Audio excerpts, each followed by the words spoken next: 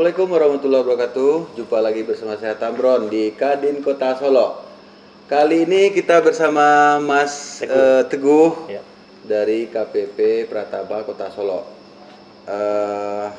Ini mungkin agak berbeda ya, karena Kadin biasanya ngurusin pengusaha, ngurusin usaha. Nah, kali ini ngurus pajak nih. Iya. Ya kan Mas ya? Betul. Jadi ada yang tertarik sama pajak, banyak ya. Zaman sekarang mah pajak harus wajib ya Mas. Iya. Ya. Baik, kalau udah berusaha pasti harus melaporkan pajak dan Iya, membayar pajak. betul. Nah, kali ini kita akan coba ada program pajak yang terbaru. Itu yang diberi nama ini ya, voluntary apa nama programnya Mas? Kok saya jadi lupa ya? Voluntary Disclosure Program atau program pengungkapan sukarela. Nah, itu dia. Iya.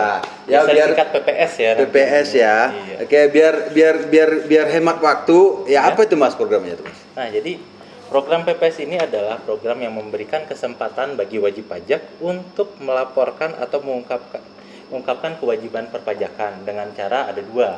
Yang pertama, melaporkan harta yang dulu belum dilaporkan pada saat tax amnesty ya. Dan yang kedua, itu melaporkan harta yang belum dilaporkan di SPT tahunan tahun 2020 yang diperoleh dari tahun 2016 sampai tahun 2020. Ya. Gitu. Jadi saya kurang paham nih Mas. Kalau kayak saya atau mungkin teman-teman di luaran sana masih bertanya-tanya itu ya. Disimpelin bisa nggak Mas? Dipersingkat. Oh, dipersingkat ya. Apa itu sih yang diprogramin sekarang itu? Ya. Jadi dulu Mas pernah ikut tax amnesty? Ya. Ya kan? Nah, kalau misalnya Mas masih belum ada harta yang belum dilaporkan pada saat itu, daripada kena sanksi yang lumayan besar ya, nah Mas bisa ikut PPS ini. Dan kebijakan satunya ya, nanti saya jelaskan. Iya. Kemudian kalau misalnya Mas juga punya harta yang diperoleh tahun 2016 sampai dengan tahun 2020 yang masih belum dilaporkan, itu bisa juga diikutkan di program PPS ini. Artinya yang kita laporin itu dihitung lagi dong dari tahun-tahun yang belum dibayarin itu. Nah, itu bukan dihitung lagi, tetapi harta yang masih belum dilaporkan. Jadi kalau selama ini misalnya Mas sudah melaporkan hartanya dengan benar, itu tidak perlu mengikuti program PPS ini. Tetapi misalnya masih ada nih harta yang disembunyikan, tidak dimasukkan ke SPT tahunan.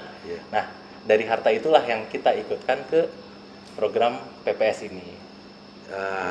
Ini menarik nih Mas. Iya. Karena sebagian besar dari pengusaha begitu ngomong pajak pasti mikirnya wah duit keluar lagi nih kan.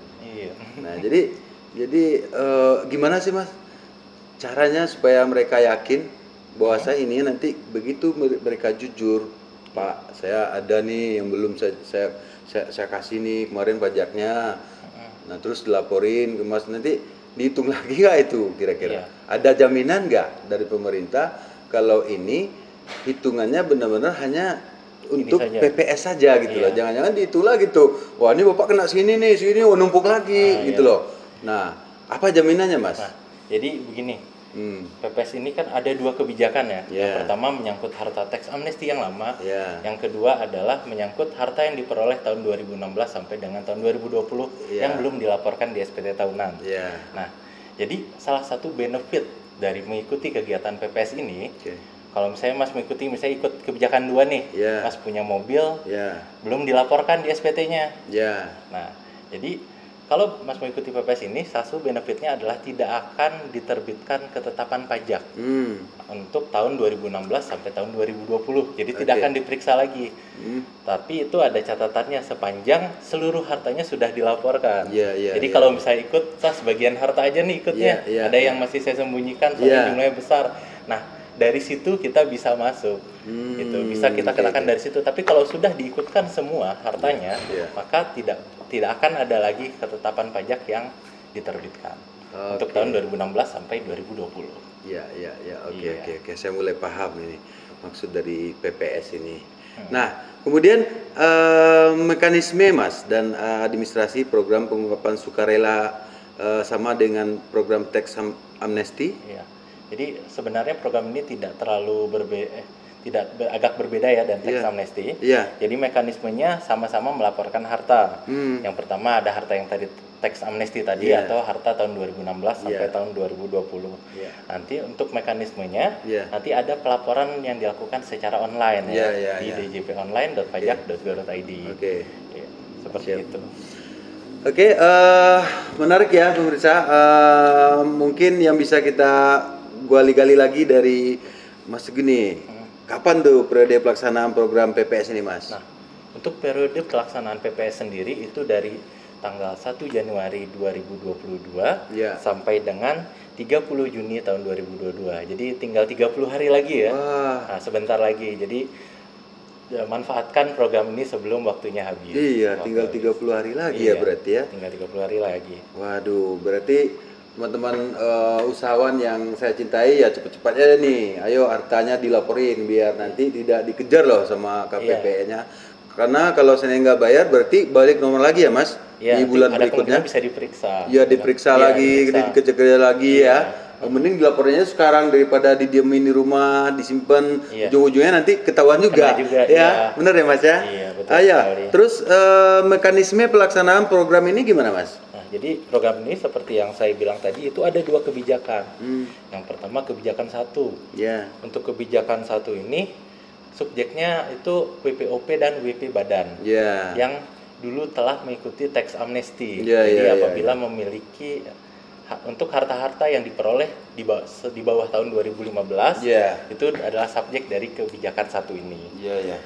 Kemudian untuk tarifnya sendiri itu 11%, Mas. Untuk harta yang dideklarasikan, harta yang ada di luar negeri. Kemudian yang berikutnya tarifnya 8% untuk harta yang di luar negeri yang dimasukkan ke dalam negeri.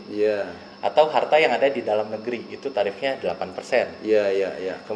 Kemudian ada lagi tarifnya 6% untuk asetnya yang direpatriasi tadi atau aset dalam negeri yang diinvestasikan pada SBN atau hilirisasi renewable energy. Jadi kalau misalnya diinvestasikan, misalnya hartanya diungkapkan, terus dari harta itu diinvestasikan di SBN, maka tarifnya cukup 6% saja. Begitu. Betul. Artinya betul-betul banyak kemudahan ya yang diberikan untuk program ini. Kemudian yang berikutnya ada kebijakan 2, Pak. Oh, ada lagi kebijakan 2 ya. Kebijakan 2 ini untuk aset yang diperoleh dari tahun 2016 sampai dan 2020. Itu yang belum dilaporkan di SPT tahunan 2020. Nah, jadi saya tanya nih Bapak, udah lapor semua hartanya belum di 2020? Saya udah dong. Saya kan taat pajak. Taat pajak ya. Jadi kalau misalnya masih ada nih ternyata nyelip nih 1, 2 gitu kan. Nah, itu bisa dilaporkan, bisa mengikuti kebijakan 2 ini, Pak. Nah, untuk tarifnya sendiri berbeda ya dengan kebijakan 1 tadi. 18% untuk harta yang ada di luar negeri. Kalau misalnya harta dari luar negerinya tersebut dibawa ke dalam negeri, itu tarifnya 14%. Atau harta yang di dalam negeri. Nah, kemudian kalau diinvestasikan dalam negeri 14% juga. Kemudian kalau diinvestasikan di SBN atau di hilirisasi yang renewable energy tadi, itu tarifnya 12%. Oh, lebih murah lagi ya, Mas ya? Iya, kalau misalnya diinvestasikan di SBN gitu. Artinya betul-betul supaya jangan ada lagi nih yang disimpan-simpan gitu ya, biar diinvestasikan aja biar murah tuh, Pak, Ibu yang usahanya lancar-lancar sekarang, bayar pajaknya dong. Kira-kira nih Pak, apa sih tujuannya pelaksanaan dari PPS ini Pak? Nah, kalau kita berkaca dari program tax amnesty tahun kemarin itu kita lihat ada peningkatan kepatuhan Pak. Kepatuhan dari wajib pajak yang mengikuti tax amnesty. Jadi kami harapkan dengan adanya kewajiban PPS ini, kepatuhan dari wajib pajak yang mengikuti PPS itu akan naik juga sama seperti tax amnesty kemarin. Betul. Terus kalau diperhatikan ya Pak, untuk kebijakan PPS ini kan hanya untuk kebijakan 2, hanya untuk wajib pajak orang pribadi Pak.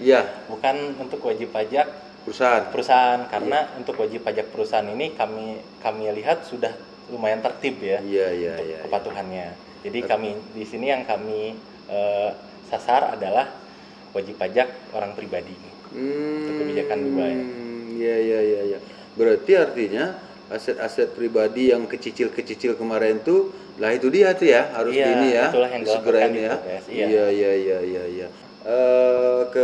Apa namanya ya? Tadi saya masih bingung sedikit nih kebijakan 1 sama kebijakan 2 ini. Nah, cuman saya terlintas nih di pikiran kebijakan satu apakah bisa dapat mengikuti kebijakan dua juga? Oh iya. Untuk khusus orang pribadi. Ini kita bicara orang pribadi nih Mas, karena secara perusahaan tadi udah aman ya menurut Mas ya, artinya udah tertib kalau untuk perusahaannya. Nah ini kita fokus ke pribadi Mas. Nah itu apakah bisa? Ya bisa ikut dua-duanya Mas.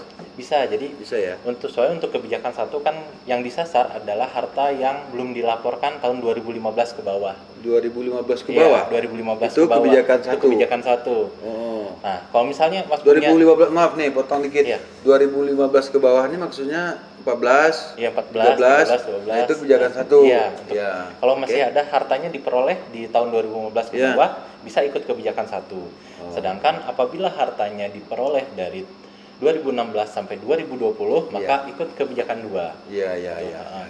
Nah, bisakah ikut dua-duanya? Bisa kalau misalnya ada harta 2015 belum dilaporkan, ada harta 2016 belum dilaporkan juga. Ya udah ikut aja dua-duanya. Gitu ya. Tapi tarifnya berbeda ya untuk yang kebijakan 1 dan kebijakan 2 ini. Iya, betul. Luar biasa sekali Mas Teguh mengasih informasi mengenai program PPS ini.